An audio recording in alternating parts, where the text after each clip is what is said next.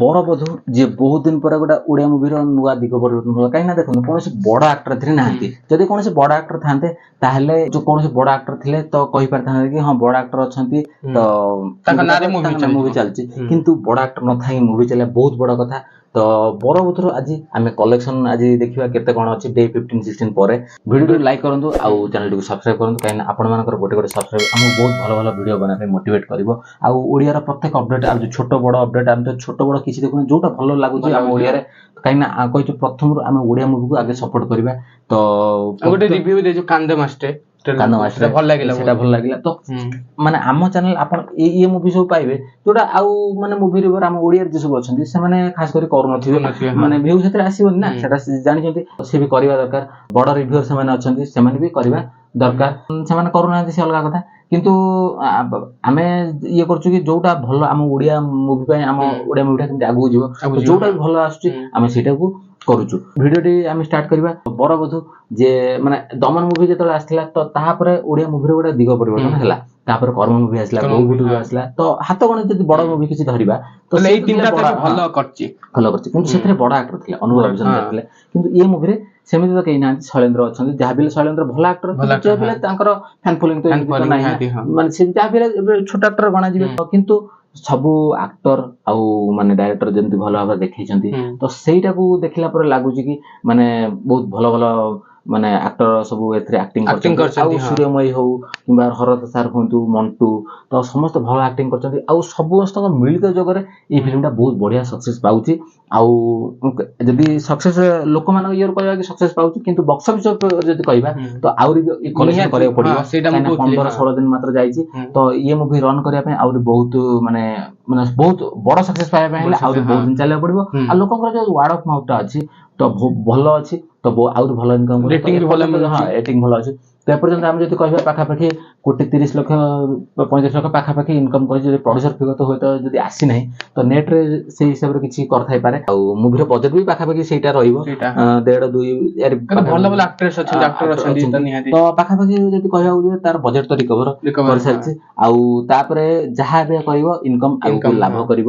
ଆଉ ସେଇଟା ହଉଛି ସବୁଠୁ ବଡ କଥା। କାହିଁକିନା ଦେଖ ଯେତେ ଫିଲ୍ମ ଭଲ ହେଇଥାଉ ଯଦି ଇନକମ ଟା ନ ହବ ଆଉ ପ୍ରମୋସନ ମାର୍କେଟିଂ ଏସବୁ ଯଦି ନ ହବ ତ ଫିଲ୍ମର କିଛି ଲାଭ ହିଁ। ଯେତେବେଳେ ବରବଧୂର ପୋଷ୍ଟର ଟିଜର ଟ୍ରେଲର ଆସିଥିଲା ଆଉ ଗୀତ ବି ଆସିଥିଲା, ତ ଆମେ କହିଛୁ କି ଭଲ ଲାଗୁଛି ମୁଭିଟି। ଫ୍ୟାମିଲି ମୁଭି ବି ଆକ୍ଚୁଆଲି ଶିକ୍ଷା ମୁଭି, ଫ୍ୟାମିଲି ଶିକ୍ଷା ମୁଭି, ତ ନିହାତି ଲୋକ ଭଲ ପାଇବେ। ଗୋଟେ ପିଲାଟାର ମାନେ ଯାହା ଟ୍ରେଲର ଜଣା ପଡୁଛି, କାହିଁକିନା ଆମେ ତ ଏଠି ତ ଫିଲ୍ମ ତ ପଡିଥିଲା କିନ୍ତୁ ଆମେ ଯାଇପାରିନା।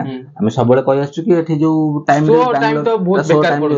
10:30-11ଟା ରାତିରେ ପଡିବ, ତ ନାଇଟ ଶୋ 10:30-11ଟା ରାତିରେ ବାଙ୍ଗାଲୋରରେ, ପୁଣି 20-25 କିଲୋମିଟର ଦୂରକୁ ଯାଇକି ଦେଖିବା ତ ପାଖାପାଖି ସମ୍ଭବ ହବନି।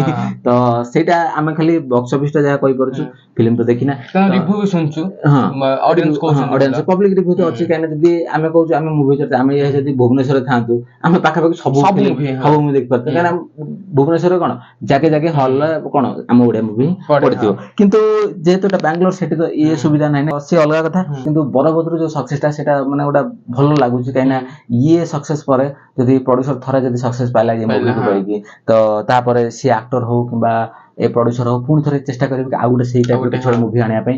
ଆଉ ଲୋକମାନେ ଏଇଥିରୁ ଜଣେଇଦେଲେ କି ମାନେ ବଡ ହିରୋ ନଥିଲେ ବି ଫିଲ୍ମ ଚାଲିବ। ତ ଯୋଉଟା ଆମ ଓଡିଆ ଲୋକଙ୍କ ଓଡିଆ ସିନେ ମାନେ ଯିଏ ବନଉଛନ୍ତି ତାଙ୍କ ଭିତରେ ଇଏ ଡାଉଟ ଥିଲା କି ବଡ ହିରୋ ନହେଲେ ଫିଲ୍ମ ଚାଲିବନି, ସେଇଟା ତ କେବେ ବି ନୁହଁ। କିନ୍ତୁ ତା ପାଇଁ ଆକ୍ଟର ତ ଆକ୍ଟିଂ କରିବେ, କିନ୍ତୁ ତାପରେ ମାର୍କେଟିଂ ହବା ଦରକାର। ଇଏ ଫିଲ୍ମର ମାର୍କେଟିଂ ଭଲ ହେଇଥିଲା। ଆଉ ଇଏ ଯୋଉ ମୁଭିଟି ଆମେ ଦେଖିଲୁ ଯେତେ ପବ୍ଲିକ ବି ଏଇ ମୁଭିକୁ ବହୁତ ପ୍ରମୋଟ କରୁଛନ୍ତି, ନିହାତି ମୁଭି କାବିଲ ପ୍ରମୋଟ ପାଇଁ ବି। କାରଣ ଦେଖ ଯୋଉଠି ଗୋଟେ ଶୈଳେନ୍ଦ୍ର ବଡ ଆକ୍ଟର ନୁହେଁ, ଗୋଟେ ଛୋଟ ଆକ୍ଟର, ତ ନିହାତି ସେ ଗୋଟେ ଭଲ ସକ୍ସେସ ପାଇଲେ।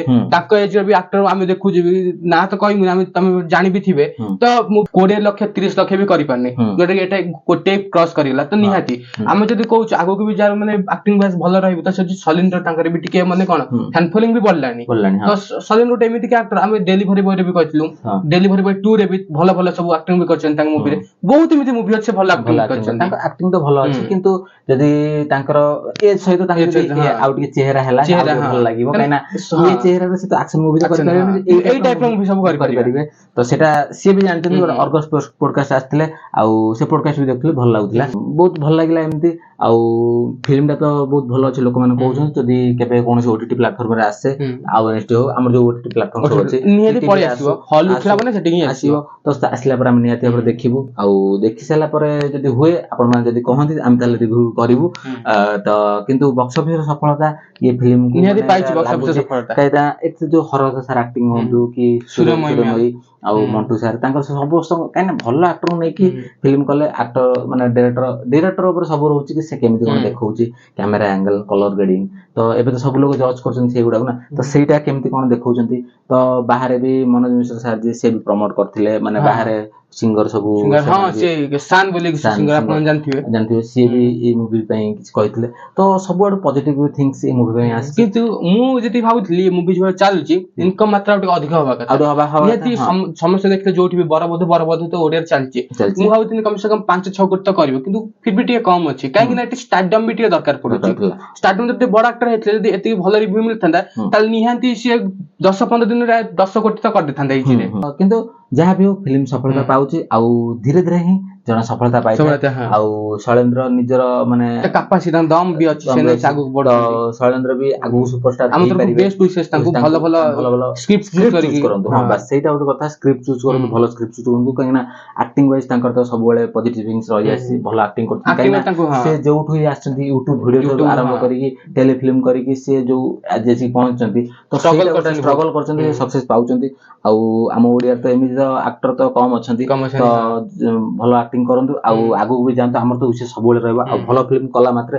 ପ୍ରଥମ ଦିନରୁ ହିଁ ମୁଭି ଜତା ତରଫରୁ ଆପଣ ମାନଙ୍କୁ ସପୋର୍ଟ ରହିବ ଯେକୌଣସି ଓଡିଆ ମୁଭି ହଉ ଆମ ତରଫରୁ ସପୋର୍ଟ ରହିବ ବକ୍ସ ଅଫିସ କଲେକ୍ସନ ଆହୁରି ବହୁତ ଭଲ କରୁ କାହିଁକି ନା ଆମ ଓଡିଆ ମୁଭି ତ ବହୁତ କମ ଏମିତି ଅଛି କାହିଁକି ନା ମାର୍ଚ୍ଚ 6 ରେ ଆଉ ଗୋଟେ ମୁଭି ଅଛି କାନ୍ଦ ମାଷ୍ଟର ସେ ଗୋଟେ ଓଡିଆ ମୁଭି ଗୋଟେ ଓଡିଆ ମାଷ୍ଟର ଭଲ ଲାଗିଥିଲା ଆମେ ତ ରିଭ୍ୟୁ କରିଛି ଦେଖିଦେବେ ଆପଣ ଯଦି ଦେଖିନାହାନ୍ତି ସେ ମୁଭି ଆସୁଛି କିନ୍ତୁ ଯାହା ବି ହେଲେ ଆମ ଓଡିଆ ମୁଭିରେ ଏବେ ବକ୍ସ ଅଫିସ କ୍ଲାସ ତ ବହୁତ କମ କାହିଁକି ନା ଆମ ଓଡିଆ ମୁଭିରେ ଏତେ ବି ଅଧିକ ମୁଭି ଆସୁନି ତାପରେ ଏପ୍ରିଲରେ ଯାଇକି କିଛି ମୁଭି ଆସୁଛି ଯୋଉଟା ଆମର କହିଲେ ଏପ୍ରିଲ ମାସରେ ଆସୁଛି ଯାଇକି ବିନ୍ଦୁସାଗର ସିଏ ବି ଗୋଟେ ବଢିଆ ମୁଭି ତ ଏବେ ଯୋଉ ସବୁ ଆମେ ଟ୍ରେଲର ଟ୍ରିଜର ରିଭ୍ୟୁ କରୁଛୁ ବହୁତ ବଢିଆ ଲାଗୁଛି ଆଉ ଆମେ ବହୁତ ଖୁସି ଅଛୁ କି ଆମ ଓଡିଆ ମୁଭିରେ ଏସବୁ ମୁଭି ସବୁ ଆସୁଛି ଆଉ ସେଇଟା ହେଇଛି କେବଳ ଦର୍ଶକ ମାନଙ୍କ ପାଇଁ ସେଇମାନେ ହିଁ ଅପିଲ କରିଥିଲେ କି କପି ମୁଭି ଆମେ ଚାହୁଁନୁ ଆମେ ଗୋଟେ ଫ୍ରେଶ ମୁଭି ସବୁ ଚାହୁଁଛୁ ଅରିଜିନାଲ କଣ୍ଟେଣ୍ଟ ମୁଭି ସବୁ ଆସୁଛି ବହୁତ ଭଲ ଲାଗୁଛି ତ ଇଏ ବରବଧର ସଫଳତା ଜଣେଇ ଦଉଛି କି ଆପଣ ମାନେ ଭଲ ମୁଭି କରନ୍ତୁ ଓ ଦର୍ଶକ ଆପଣ ମାନଙ୍କ ସହିତ ଅଛନ୍ତି ତ ଭିଡିଓଟି ଆଜି ପାଇଁ ଯଦି ଭିଡିଓଟି ଆପଣ ମାନଙ୍କୁ ଭଲ ଲାଗିଥାଏ ତାହେଲେ ଲାଇକ୍ କରିବେ କମେଣ୍ଟ କରିବେ ଆଉ ଚ୍ୟାନେଲଟିକୁ ସବସ୍କ୍ରାଇବ କରିବେ ଜଲ୍ଦି ଆପଣ ମାନଙ୍କ ସହିତ ଦେଖା ହବ ଆଉ ଗୋଟେ ନେକ୍ସଟ ଭିଡିଓରେ ବିଦାୟ ଦିଅନ୍ତୁ।